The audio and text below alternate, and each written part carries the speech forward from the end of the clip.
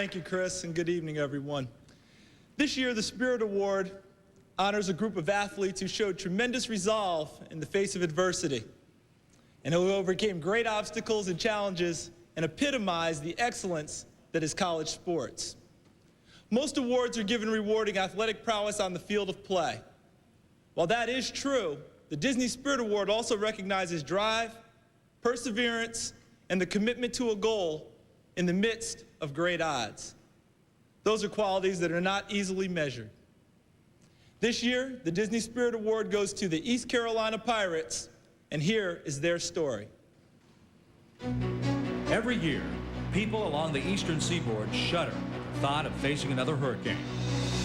But this year, no one from eastern North Carolina, not even in their worst nightmare, could visualize what Mother Nature had in store.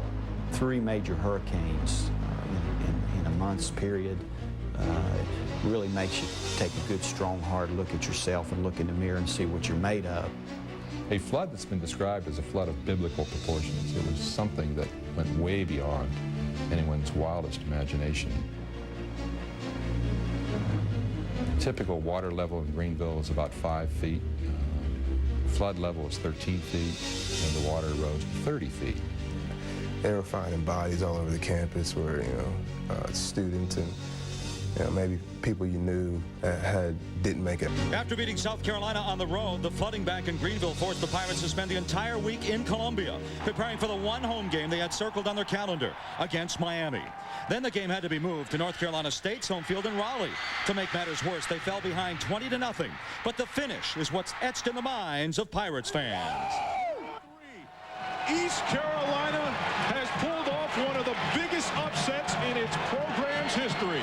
As the game ended, I don't think there was a dry eye in the house, and it certainly was true for me. I just realized that I'd seen something pretty miraculous. When you saw people crying after that game, and you saw joy that you've never seen before, because these people had suffered tremendously, and the only thing that they could grasp onto that would provide them with some sort of relief and happiness was East Carolina football. After that euphoric victory, the players found out why those tears flowed so freely, why the emotion overflowed to such an extent. When the team finally returned to Greenville, they saw firsthand the devastation these people were living. I was looking around and I was like, what is that? And somebody said, well, that's the water. I was like, that can't be the water. I mean, there's no way. It wasn't just water, it was sewage. Some of the ECU players found out they were living the same nightmare some of their fans were. Damn.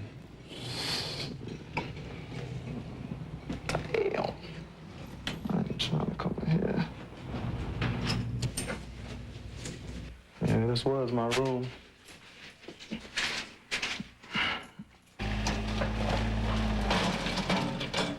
They say time heals. The healing process has begun, but with 47 people in North Carolina losing their lives and damages in the ballpark of $200 million, the process is a slow one, a process that intertwines the people of this region with the Pirates. They're all learning the same lessons of life the hard way. I would hope that they would learn the most valuable lesson, which is perseverance, because I believe that perseverance, aside from all the other characteristics people want to talk about, is the foundation to it. Perseverance and patience, which is nothing more than faith. The true devastation of a flood really isn't learned until the waters recede. Well, the waters in Greenville have receded, and a good indication of the damage is right behind me. Over 100 families are housed in this trailer park after losing their entire homes to the flood.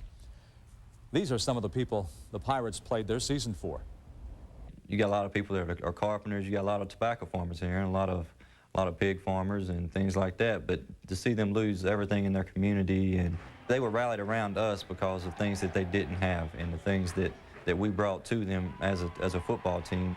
Playing football is what people expect us to do, what we've been doing. I think people, they look at that as something important, and I feel like if we could keep playing and even keep winning, people felt good about that, and I think it helped the community move forward and give people something to be happy about. I had a lady come to me, and when she looked at me and she said, I've lost everything, and she looked me right in the eye and said, thank you. And when she did that, I mean, her eyes just welled up in tears, and And that was it.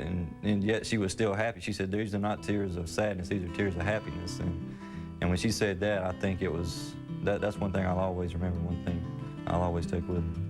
A win in their bowl game would cap a 10-2 season for East Carolina, a great accomplishment under normal circumstances. But let's just call this a season with a greater purpose. This team probably gave more hope and more realization that there is a tomorrow and the sun will shine tomorrow than anything else could have done for Eastern North Carolina. If you'd have taken East Carolina football away from those people who suffered during those hurricanes, you would have taken life itself away from them.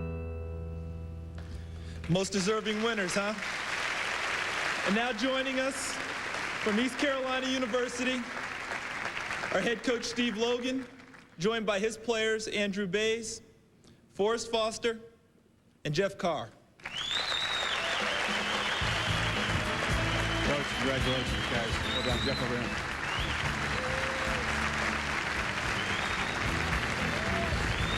All right.